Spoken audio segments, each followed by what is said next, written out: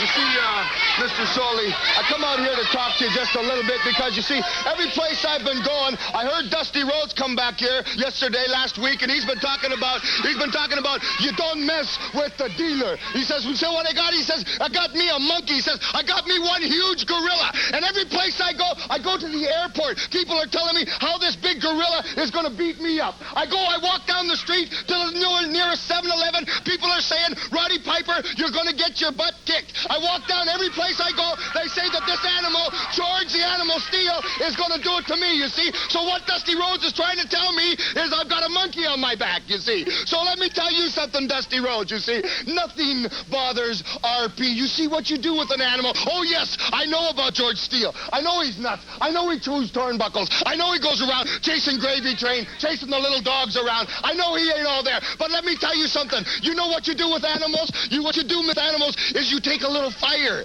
You see, because all animals are afraid of fire. And you're going to find out that Roddy Piper, he don't get burnt. You're talking about dealers, Dusty Rhodes, and how good you are. You're going to find out that Roddy Piper has never had no chimpanzee on his back for nothing. Roddy Piper ain't afraid of nothing. And what you do is you take this little animal and you burn him. And then you just take his head and you bang him and you bang him and you bang him. And all of a sudden, all that big time talk and all that stuff about being so tough, you see what it is? The thing is this, you go ahead and you talk big, Dusty Rhodes, and you think that you're some kind of champion. But let me tell you something. First of all, Piper, what are you doing here? First of all, I don't think you should be slapping around one of your family members because it looks just like you. The second thing is, let me tell you something.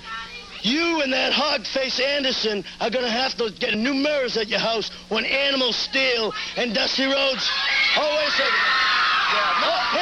Well, let me tell you something. I just got one thing to say to you two gentlemen. When the Animal and Dusty gets rid of you guys, your faces are going to be rearranged. You won't even look that good. You haven't ever looked that good, Anderson. You know, I tell you what, that's the whole problem right now. Everybody talking and laughing and joking. Talking about what's going to happen to Ole Anderson, what's going to happen to Roddy Piper. Talking about Dusty Rhodes and that Animal. I tell you what, you get him out here right now. You put him in that ring, and we'll show you that we're not afraid of anybody. And we'll show you that we can beat anybody. Right now, you put him in that ring. TV. Wait just a moment. I'll tell you what. I was going to show this a little bit later on in the program, but I think now might be an excellent time. These two gentlemen claim they'd like the action right now. I'd like to let all of you at home see exactly what happened last week when the Animal and Dusty Rhodes appeared on the scene. Let's take a look. Yes, he must definitely have some up his sleeve today because he's strutting and strolling. Well, he's got an IQ of about 140 and it's at work at all times. Hey, wait a minute. Wait a second. Buzz Sawyer just came out here and attacked Tommy Wildfire Rich, and now Ole Anderson is out there. And Dusty Rhodes has just opened up a steel cage. Dusty Rhodes has just opened up a steel cage, and that's Animal Steele is who that is. I'd recognize him anywhere. One of the most awesome individuals I've ever seen in my entire lifetime. And boy, have they cleared the ring in a hurry. And it was Piper back in action once again, hurdled from the ring ropes. And money is flying everywhere. And that's the Animal. That's the Animal. Well, that's what happened last week. Now, just a moment ago, we saw Mr. Anderson and Mr. Piper saying, where are they? They'll take them on right now. Paul Orndorff to appear. I believe he will be your next... No, sir. Bad Leroy Brown moving out.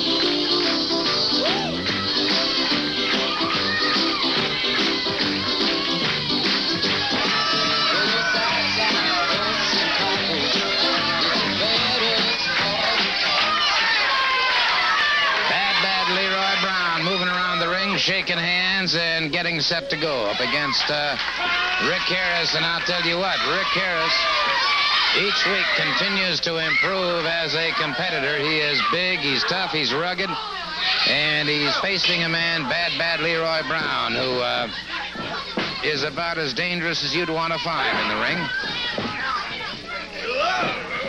1, 2.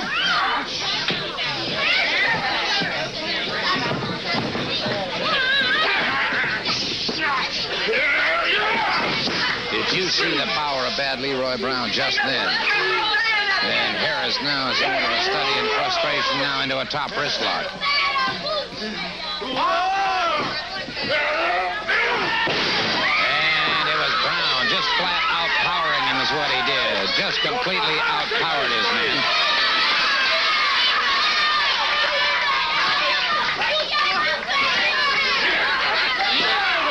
In the center of the ring once again, full arm dragon twist now by Harris on Bad Leroy Brown.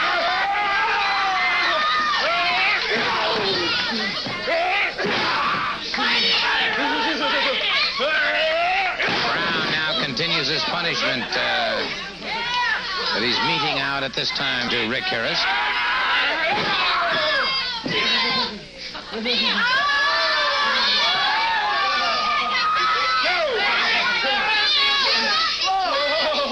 Back up against those ring ropes once again, and the referee calls for the break, and it is Harris driving a knee in the midsection on the break, then an elbow to the base of the... Wow, did you hear Brown connect? Brown connects again. Harris goes down to the canvas.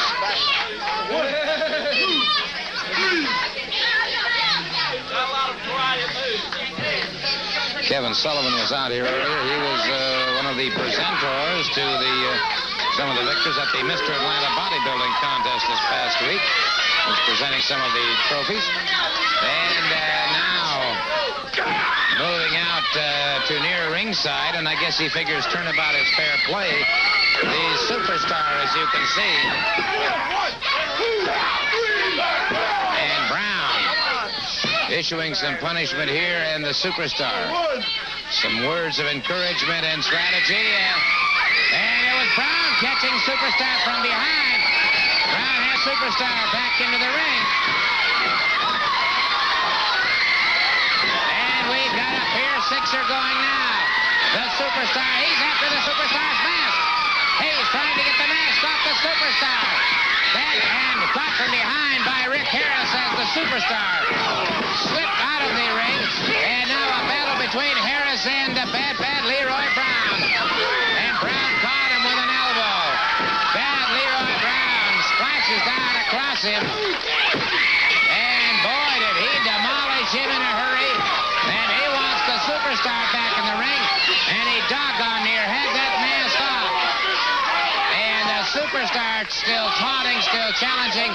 But as he challenges, he backs up. And so the victor in this match, standing in that ring, raring and ready, Bad Leroy Brown. A matter of factly that they did, but certainly that would be an indication. Yes, sir. You know, I'm not saying that they're the ones that did it, but it sure does seem likely they were out here boasting and bragging real big, and it sure does seem likely that one of them could have probably done it. It would go along, I would imagine, with the character of the two. Tommy Wildfire Rich, the national heavyweight champion, has joined us. You know, that's exactly right, Gordon. So it's more than a practical joke. They did it for a reason. You know, earlier out here they were talking about the animal can't be controlled. Can't nobody take care of it. Well, you know, I'm from the country, you know, and where I come from, when you got old hound dog, and when you got that sin, Gordon, just like I got a piece of this oldie shirt right here. All you got to do is shake that right there in his face. You put that right there in that dog's face, and he sniffs it real good, and you let him go. And he don't go like that. He takes one straight course, Gordon, and that's exactly what that animal is going to do. He's going to take one course, and that's going to be dead at Ole Anderson and dead at Roddy Piper. I can guarantee you that. So as far as them worrying about somebody controlling them, all you got to do is shake the little towel in his face and let him get a good sip. Especially when you got two pigs. No, you know, yeah. Come and make your mouth back over there. You give me that strip. Gentlemen, hold it. Wait a minute. Oh, wait a second. The animal is here. The animal is here, and he just exploded. He had the scent, that's for sure. Anderson said he wanted the shirt. He got it. Boy, did he get it. And we've got total chaos and bedlam going on here. And our time is rapidly running out for this hour of Georgia Championship Wrestling.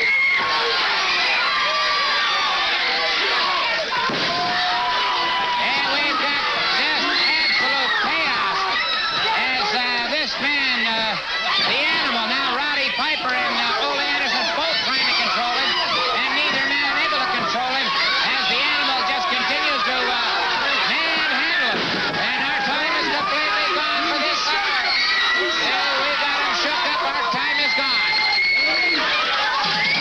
just a couple of moments ago, we saw Mr. Hart have his thoughts and all rather dashed. His talk about being able to put this one man in the ring and defeat Bob Armstrong just by talking to him, that didn't work.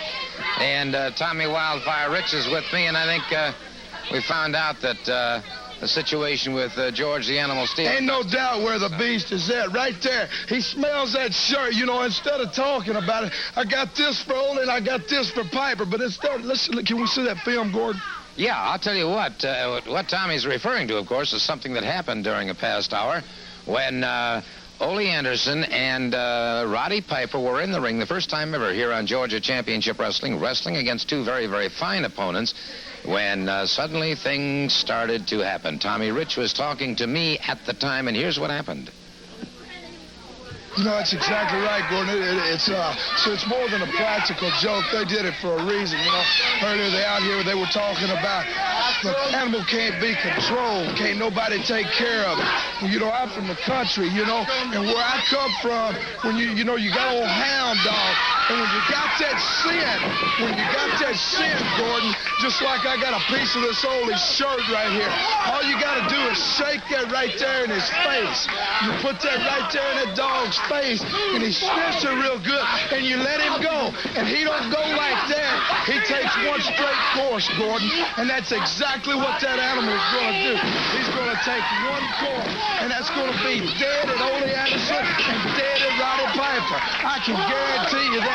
So as far as them worrying about somebody controlling them, all you got to do is shake the little towel in his face and let him get a good sip, especially when you got two pigs. No, you know, yeah. Making your mouth flap over there. You give me that stick. Gentlemen, hold it. Wait a minute. Oh, wait a second. The animal is here. The animal is here, and he just exploded. He had the scent, that's for sure. Anderson said he wanted the shirt. He got it. Boy, did he get it. And we've got total chaos and bedlam going on here. And our time is rapidly running out for this hour of Georgia Championship Wrestling.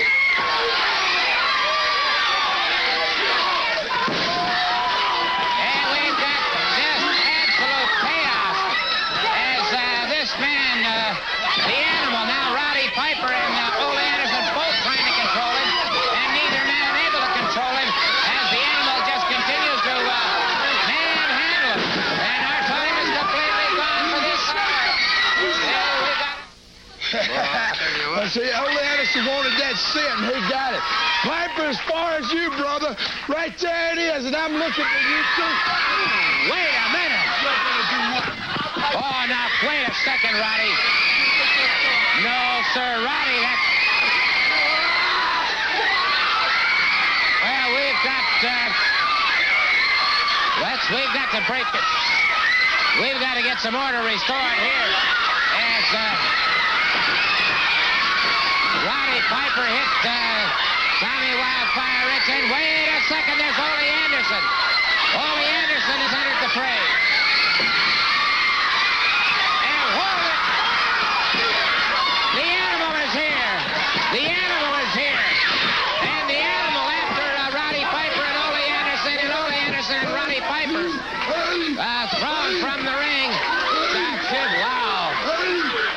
Well, I'll tell you what, somebody's got to learn to control that animal, that's for sure, but thank goodness he was here for what... Beast is ready, ain't it? Ole Anderson, Roddy Piper, Augusta, Georgia. You know I love this beast. I'm going to bring him to Augusta with me tonight, and I'm going to bring this and rub it all in his face. And we're going